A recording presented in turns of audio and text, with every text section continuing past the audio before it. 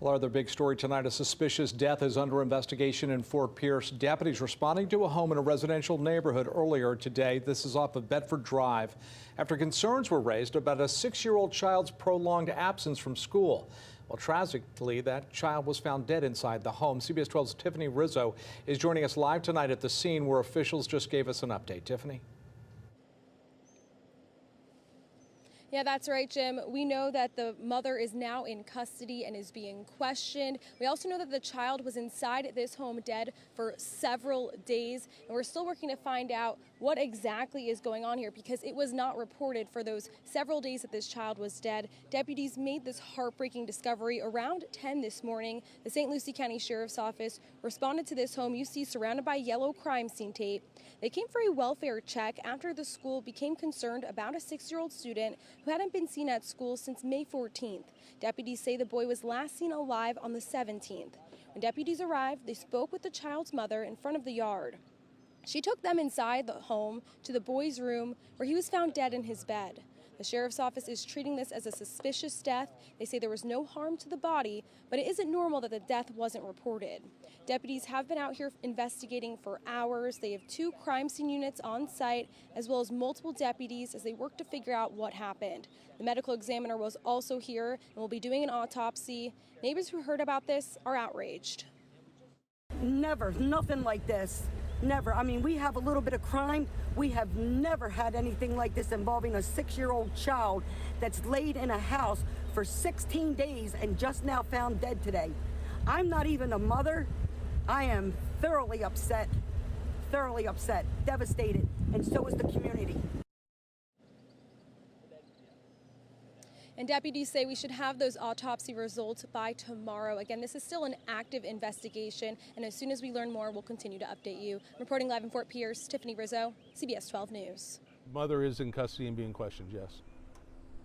But the name of the child is not being released? Because, I mean, typically the name of deceased folks are released once next of kin is notified, and, I mean, that's the mom. He's a victim. He's a juvenile. Once we've established what he's a victim of, then we'll release it. I don't know whether we're dealing with a homicide right now or a natural death. Once we have details, then I'll be able to we'll make a call on releasing the name. Anything to kind of lead you to think it's suspicious that you guys saw inside the home? Well, the fact that the child's been dead for several days is very suspicious, and we weren't notified. So. It's also a crime, so that's what we're operating on right now. And when the 6-year-old's deceased, that's suspicious. So we're going to work it like it is a homicide, and that's why you see a very slow, extensive crime scene going on behind me. And then, as we gather information, we'll go where the evidence takes us. They said the child was in his bed. Yes. And did the mom say when the last time she saw a kid alive? We haven't questioned the mom. She invoked her rights early on. So, we do know that he was seen around the 17th, still alive, May 17th. Even though he wasn't in school from the 14th, right. He was seen around the 17th? Yes. Okay. How did the mom react when you guys first spoke with her? She was very hesitant to give information. She did establish a rapport with one of the detectives. We're just not questioning about this particular crime right now or the scene until we've had a chance for her to get an attorney and do it the right way. Okay. Any other questions? I mean, this is a terrible incident, terrible situation. I mean, what are you thinking about right now? I mean, just about the overall. Well, I mean, we have a deceased child. It's it's very disturbing in that we weren't called immediately. So that I don't know about you, but that makes me have some suspicions, and that's why we're doing such a detailed investigation. And there was no bruises to the body. I didn't see already asked that. No.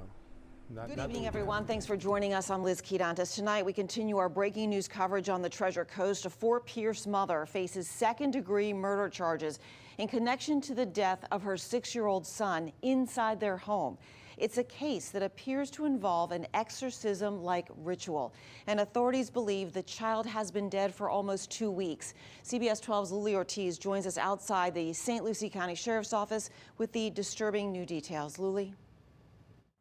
It's a heartbreaking homicide that was discovered by a welfare check after that child hadn't shown up to school for over 2 weeks. His body discovered by deputies inside his bedroom, possibly deceased for weeks. His mother, who's now arrested, believed she was exorcising the demons from her child's body. From what I understand, this kid just lit the room up and was just loved by everybody. And so they're all going to be having a very difficult time getting through this. New details are coming to light Friday after a 6-year-old boy who hasn't been seen in school for more than 2 weeks was found lifeless in his bedroom. It's a tragic discovery that has shaken this community to its core. And now his 31-year-old mother, identified as Rhonda Paulynice, is being charged with second-degree murder. She had a lot of highs and lows during the investigation, from laughing at different times at the scene to crying. It was around 10 a.m. when a deputy showed up to the home on Bedford Drive after the school reported his more than 2-week absence. That deputy came face-to-face with the mom before she personally took them to her son's bedroom. What we did learn in speaking with the mother, she believed she was being told by God to basically exorcise demons out of the child's body. And when the child had stopped moving and basically passed away, at that point, she felt the child had been released of those demons and was waiting for him to basically come back. The boy, Ra'Myl Pierre, attended Samuel Gaines Academy, an elementary school 5 miles away from home. Visibly shaken neighbors and relatives say it should have never come to this. I'm devastated. I'm sick to my stomach. I just can't believe this even is real. Like, I'm waiting to hear what really happened. Mom also faces charges for failure to report a death and altering the deceased body, pointing to evidence that show she was preserving his body. Mom posted these photos of her son on her public Facebook page. Our detectives learned that the mother last spoke to the child on May 18th. That's when we believed the homicide occurred, and that she was responsible for the child's death. A medical examiner's office will conduct an autopsy to determine how this young boy died, and the mother is expected to make her first appearance in court in the morning. We'll stay on top of it.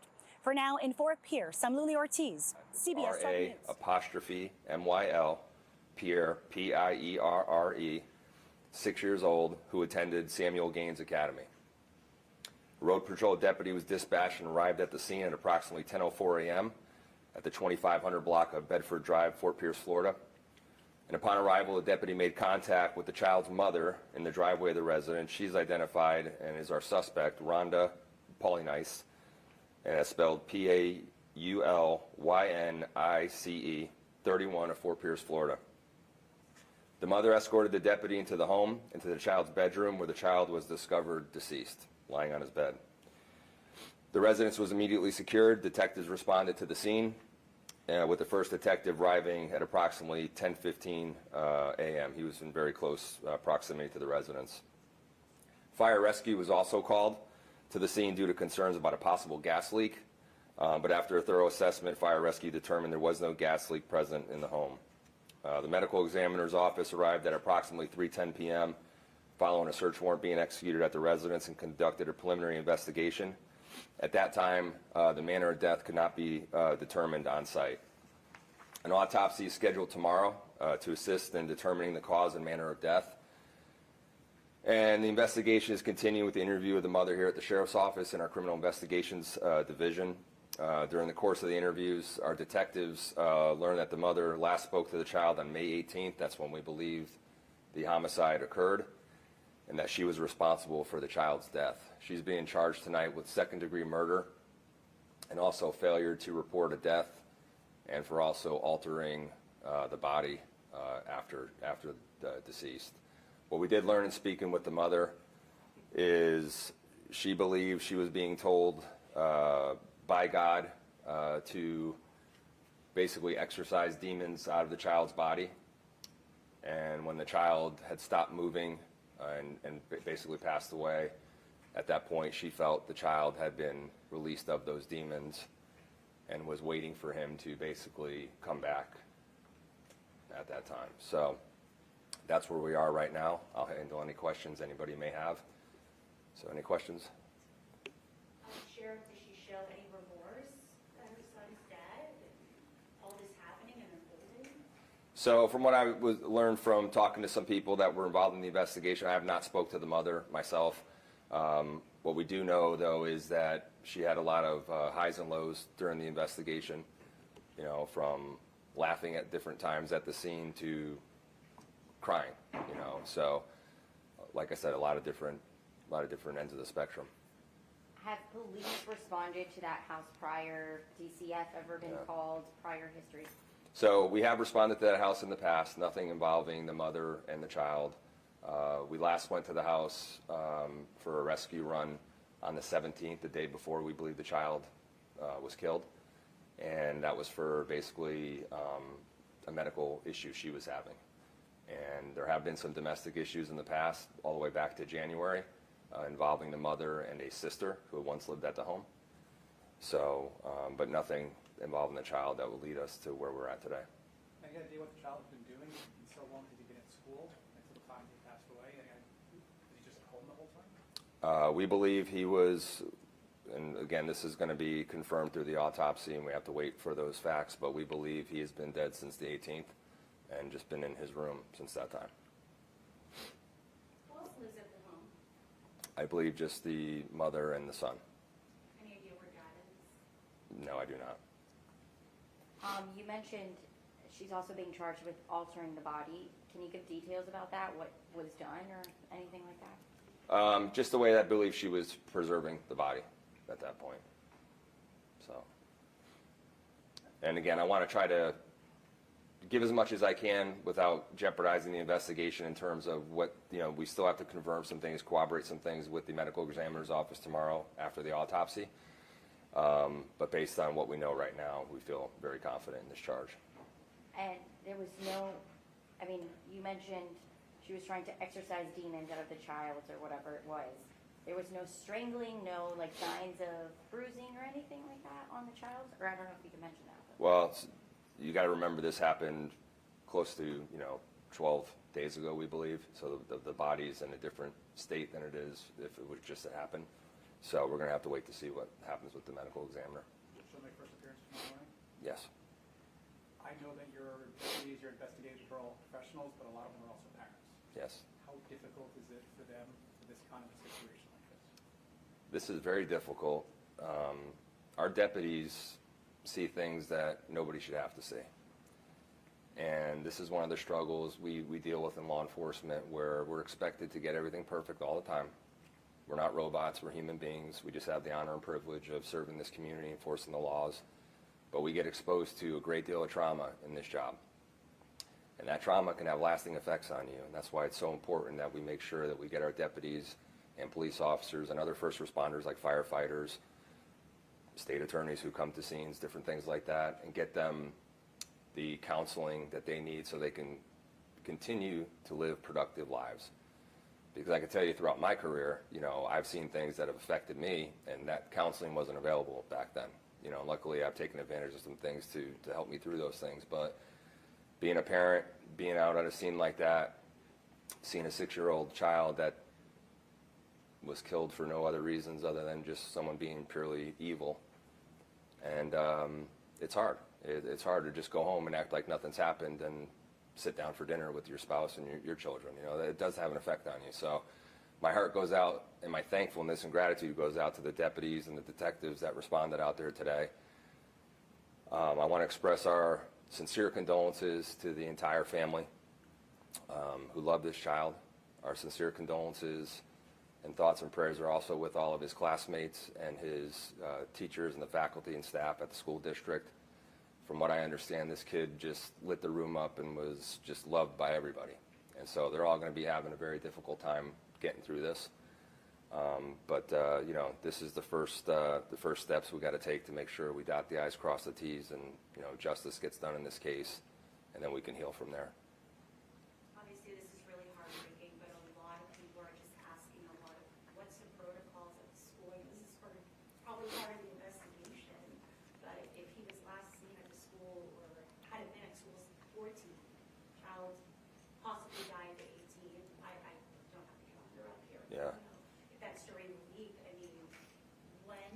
school official contact authorities if they haven't seen the kid, or contact parents, and if the parent doesn't respond, when do they contact you? Is that Yeah, so I'm not familiar with all of their protocols. I think it's best for the school district really to answer those questions. I can tell you that the school district's very thorough. You know, there's close to 50,000 kids that they're responsible for, making sure they get educated. It's a very large school district, and but I think they're better prepared to handle that and answer those questions, because those protocols may have been followed, and then it just reaches a certain point where we go out there. I just don't know. I'm not educated enough and intelligent enough to talk about those things where I can give you a great answer.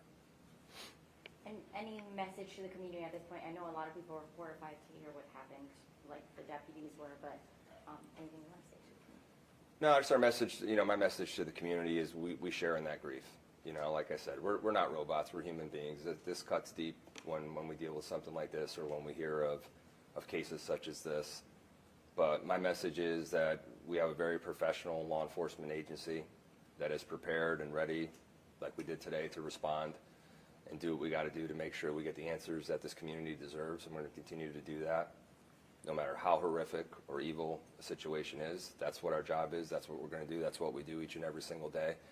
So again, I just applaud the deputies and detectives that are involved in this case, the first responders, the firefighters who went there, because it is a very difficult job. But we're willing to do it, ready to do it each and every single day, and I'm very proud of them for that.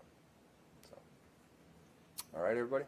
All right, thank you all for coming out tonight, appreciate it. A question. Yes, ma'am. The spelling, can we go back over the spelling of the mother's name? Sure. Her name is, first name is Rhonda. It's R-H-O-N-D-A. The last name is P-A-U-L-Y-N-I-C-E. 31 years of age. She's in jail right now? She's still here currently right now. Yeah. All right.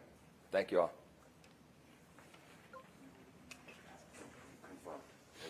Yes, it's Darren. Darren, were you looking at this video? Just confirm. What? Oh, no. He said it wrong. Sorry, man. They're down up there. I had it written down. I kind of have to confirm that. Sure. Oh, he was? Yeah. New video showing the moments deputies confront a St. Lucie County mother just minutes before they find her 6-year-old son, Ra'Myl Pierre, dead inside her home. Rhonda Paulynice is now charged with murder, and a new autopsy report backs up her own chilling confession. CBS 12's Katie Benty joins us live outside the family's home in Fort Pierce tonight. Katie. Yeah, Lulie, this is truly heartbreaking. Behind me, you might be able to see the balloons and stuffed animals and candles now lining the street outside where deputies say little Ra'Myl took his last breath. His mother reportedly told detectives that she believed he was possessed and that God told her to suffocate him. Now, you're about to see what deputies saw and encountered when they arrived for a welfare check. Hey, are you Rhonda? You Rhonda? Yeah. Hey, Rhonda, I'm actually here to talk to you. Rhonda Paulynice, in a hoodie and dark sunglasses, stands outside her Fort Pierce home, telling deputies her son is inside. But 6-year-old Ra'Myl Pierre hadn't been to school in weeks. They haven't been to school in this whole month?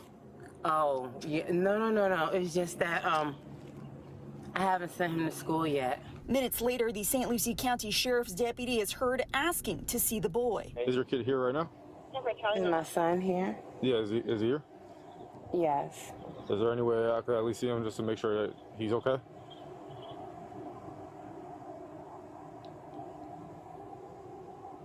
Sure. Deputies follow her inside and find Ra'Myl wrapped in a blanket, lying still in his bedroom. He was already gone. According to investigators, he'd been dead for days. We're now learning Paulynice told detectives she believed Ra'Myl was possessed and claims God told her to suffocate him. She described putting her hand over his mouth while he kicked and screamed. She then moved his body to another bed and checked on him daily, waiting, she said, for a sign of life. A newly released autopsy report, while not yet final, seems to confirm her story. She's just trying to pull up a picture of her ID and then gonna go inside so we can at least... He's in the... That's what she said. Outside the home, a small memorial is growing. Balloons, teddy bears, and candles now line the sidewalk. A heartbreaking tribute to a life cut short. And Paulynice is now being held without bond, charged with second-degree murder and abuse of a body. Now, detectives say that she never called for help or told anyone what had happened here until they showed up for that welfare check. Reporting live in Fort Pierce, I'm Katie Benty, CBS 12 News.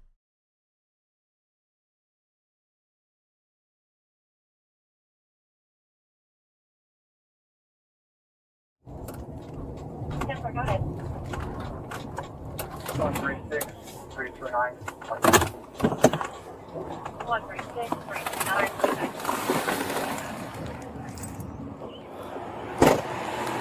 351 is 97. It might be 1012. Denver, 1012. Hey, you Rhonda? You Rhonda? Yeah. Hey, Rhonda, I'm actually here to talk to you. So, you have a 17-year-old son?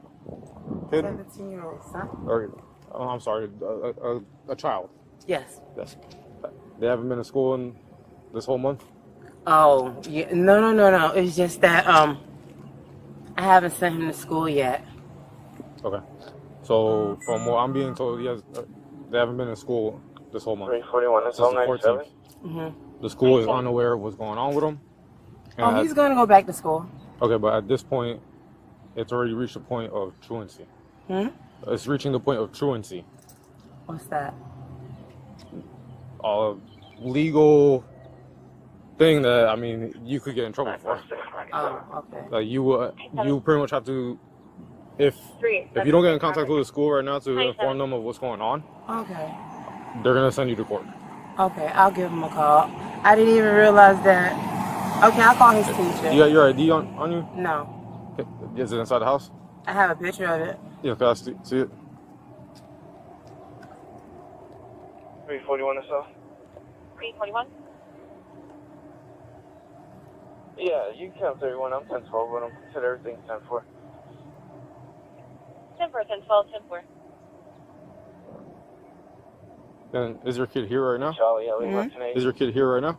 10-4, Charlie. Is my son here? Yeah, is he here? Yes. Is there any way I could at least see him just to make sure that he's okay?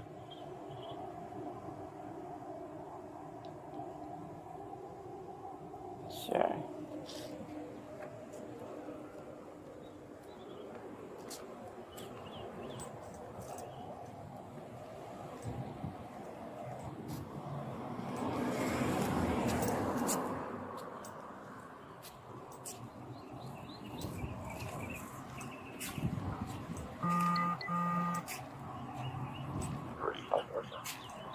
Three, 5-4. And Michael Lima. 10-4, Mike Lima. Were you able to pull up the ID?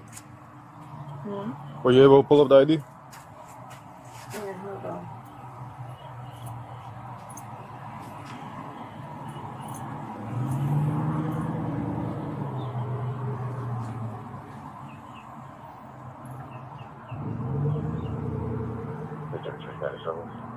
Ninety-seven. That's a 391. Check 10-4. 10-1. Okay.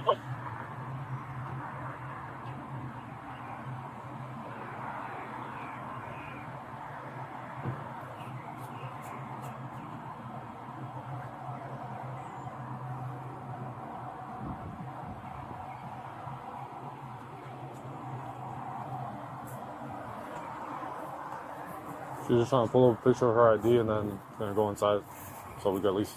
He's in the. That's what she said. Okay.